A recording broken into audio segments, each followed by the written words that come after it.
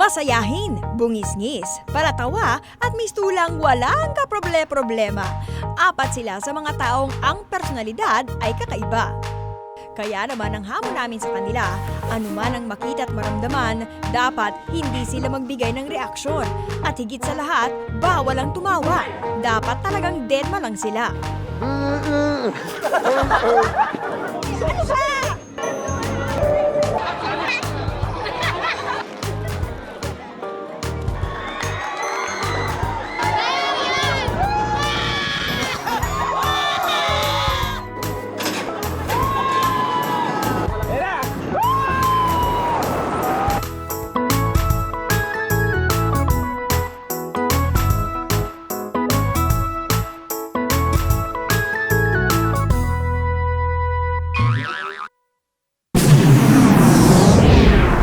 Isang magandang gabi po sa inyo lahat!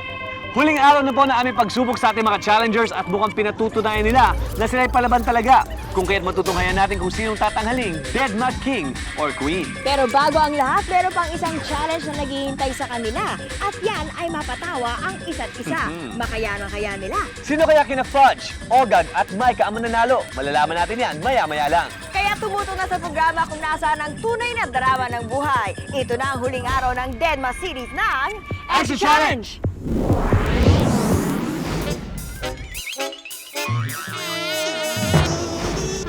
Si Micah, pinagkakaguluhan. Siya nga ba yan? O ang Statue of Liberty? Ay nako, siya nga. Bakit nga ba naman siya hindi mapagkakamalang estatwa? Tingnan mo itong si Kuya. Pilit pinapatawa si Micah.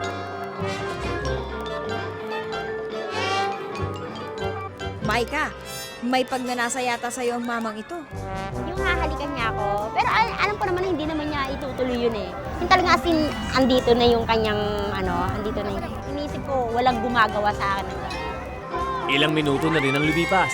Ilang tao man namang okray at mangulit, pero talagang deadma pa rin ang beauty niya. Eh siyempre, may sinetap kaming mga e-eksena. Deadma pa rin kaya siya. Una ka pa nakakatulong ka na. Kanina doon ka na eh. Sorry na nga eh! Doon na kanina pa doon. Ako dito na naman. Hindi ko rin alam na magkakaroon pala ng acting na gano'n. Basta talaga ako, as in, ang lamig ng tubig. Gusto ko man mag-react, kaya lang pinipigilan ko talaga kasi... Okay, time is up. Pwede ka nang gumalaw. Kumusta? Dala ka sa mailaw. Kumusta? Hirap ba? Aba Fudge, kompletong outfit mo ha, with matching bolo pa. Nung nakita ko yung picture ni Andres Bonifacio, na siyempre you're gonna hold something. May madadagdagan yung bigat. Totoong bolo siya, totoong bakal. Nako, ayan na sila Fudge. Nagsimula namang usisa at mangulit ang mga tao. Hindi ka kaya mapareact sa mga gagawin nila sa'yo. Yung nilagyan ako sa kamay ng alikabok, ng buhangin, yung hangin, papunta sa face ko. So baka mamaya, syempre diba, baka mahatching ka. Buti na lang at hindi ako nahatching. Di ba gwapo siya? Picture! Naku Fudge, hindi niya yata nahalata na parehong lalaki ang type niyo. Aba, at tila may pagnanasa pa yata to sa iyo ah. Okay Fudge ah, wala man lang nakuhang reaksyon sa iyo ah.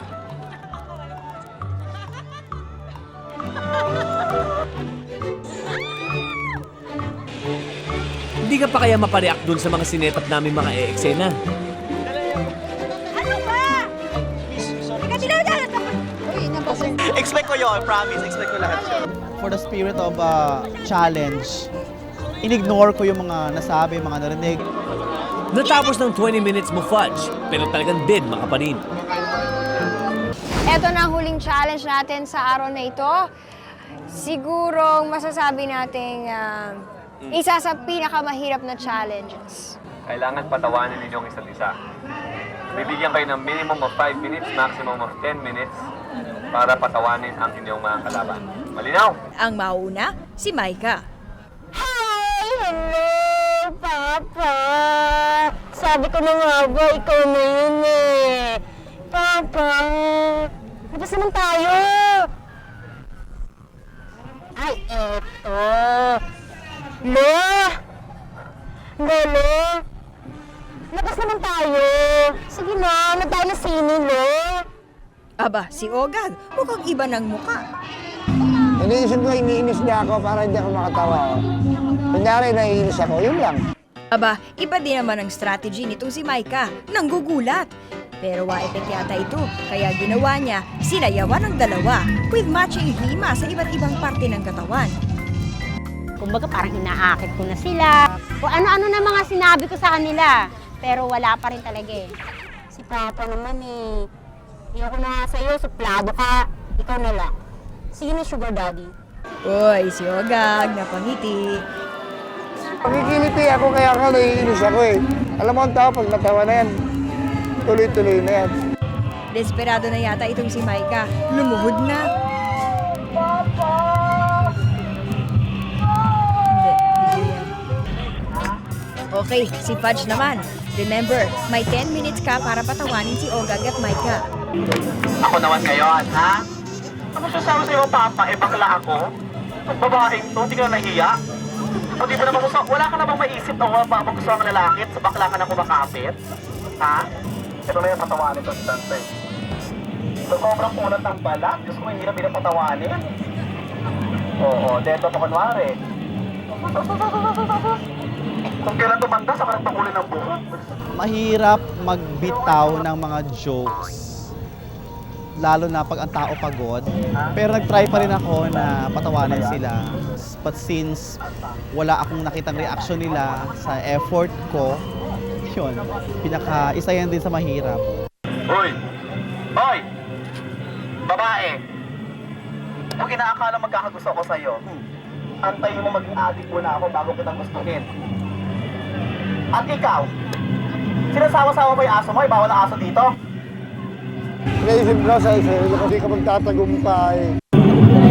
Ang usapan natin dito, jogging pants, hindi pedal pusher. Hindi mo kayo mag-check jogging pants mo? Aba, ayaw yatang tantanan ni Fudge itong si Maika. Maganda naman siya, di ba, si Maika? Ay nako, grabe kung mang Alaska itong si Fudge. Pero wala siyang panama dito kay Maika. Talagang deadma pa rin siya. Okay, tingnan natin kung may ibubuga naman itong si Ogag. Kat, sige na, kahiyaan na to, tawa naman kayo. Ayaw pa rin. Dinadma nila yung jokes ko. Dinadmahin ko rin yung jokes nila. Gusto mo manalamin sa harap ng mga tao. Oo. Grabe si Ogag, ibang determinasyon para mapatawa ang dalawa niyang kalaban. Yes, you mean. Yes, you mean. Lagi niyang gaya ka dyan, eh. Kaya dos, minsan susutan kayo ng katintingan, nag-i-skating kayo ba? Nag-iikot ka pa. Skateboard.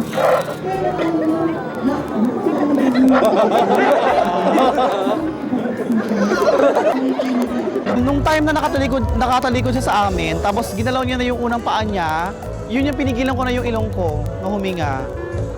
Kasi pag hatching talaga ako, baka doon ako matalo. Oo, napagod ako, hindi ko napatawa. Palapakan natin si Ogag, si Fudge, at syempre si Maika. Talagang mahirap ang pinagawa natin eh, no? Okay.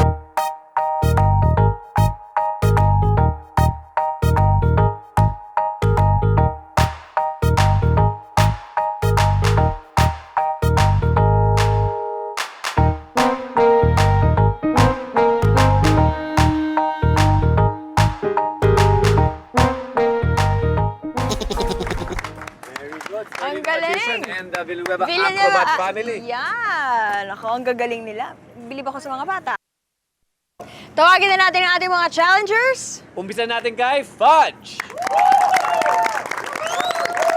Isunod natin si Maika. At ang pangatlong challenger na tunay na matibay, Ogag. Siguro mabuti pa, sabihin natin sa kanila kung anong mga points ang nakuha nila dun sa huling dalawang challenge. Tama, doon sa statue challenge na nagmistulang rebulto kayong lahat, 63 points kayo. Yay! Kahit iba't ibang pangungulit at mga nakakagulat na eksena ang nasaksihan ng ating mga challengers, deadma pa rin sila. Wala kaming tulak-kabigin sa inyo. Ito naman sa Patawanan ng Kalaban Challenge. Iwasan namin kayo ng mga chips. 2 para kay Ogad at 6 isa para kay Micah at kay Fudge. Ayun. Sa loob ng 2 araw, sa iba't ibang mga sitwasyong kanilang tinaharap, pilit na naging deadma ang ating mga komedyante mga challengers. Ang hirap pala ng walang reaction. Hindi ko ma-imagine ang mundong ito without reaction. Ang hirap palang isuppress yung feeling na tawan-tawa ka na, gusto mag-react, matakot, magulat, pero hindi pwede. Mahirap pala mag-deadma. Sa totoong buhay, sensitive, madali akong magalit, jolly akong tao. Hindi ako dead. Katulad ng mga kasama ko, yung pinatatawa ko sila na hindi sila matawa-tawa, hindi katulad nung pag nasa show kang makikita lang nila yung reaction mo, matatawa na sila. Pero dito, pag magpapatawa ka, wala. At ngayon, matapos na maging patay-mali siya sa loob ng 2 araw, ito na ang oras ng paghuhukom. At syempre, eto na at i-announce na natin kung ano-ano ang mga scores nila at sino ang tunay na tatanghaling Deadma King or Queen. Tama. At sabihin rin natin sa kanila na hangang-hanga talaga tayong lahat. Dahil Hindi Natagalan talaga nila. biro, at hindi biro yung ginagawa nila. Kinukulit at kinukulit na sila ng lahat ng tao. Abay, deadma pa rin ang mga mukha. Siguro excited na kayong malaman kung sino sa tatlong ito ang nanalong Deadma King or Queen. Kaya huwag na nating patagalin pa, partner. okay, third place with ilan chips? 25 chips. Walang iba kundi si Micah. Micah! Okay. Maraming salamat, boy. Yan, ang cute. Oh, di ba? Siyempre, pag na-announce na namin kung sino yung second place, alam natin kung sino yung Deadma King or Queen. Or Queen. Okay, Para sa second ating place. Second place. Ilan chips? 26 chips. Close fight sa third. Sino nga ba? Wow. Gusto mo malaman kung sino? Second place, Ogag! And first place, walang iba kundi si Fudge with a total of 33 chips. 33 chips, Fudge! Thank you. Thank you. Dahil ikaw ang aming champion, you get a teddy bear at suotin mo yan. Thank you. Ako na magpuputong sa'yo ng corona. Thank you.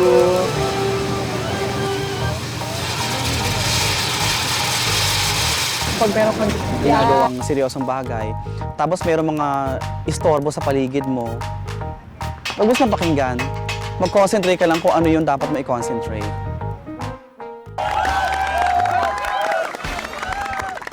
At dyan po mga kaibigan, nagwawakas ang isa na naman kapanapanibik na extra challenge. Sana po yung naibigan ninyo. Abangan nyo sa susunod dahil baka kayo naman ang aming hamunin. Dahil dito sa extra kahit sino pwede maging bida.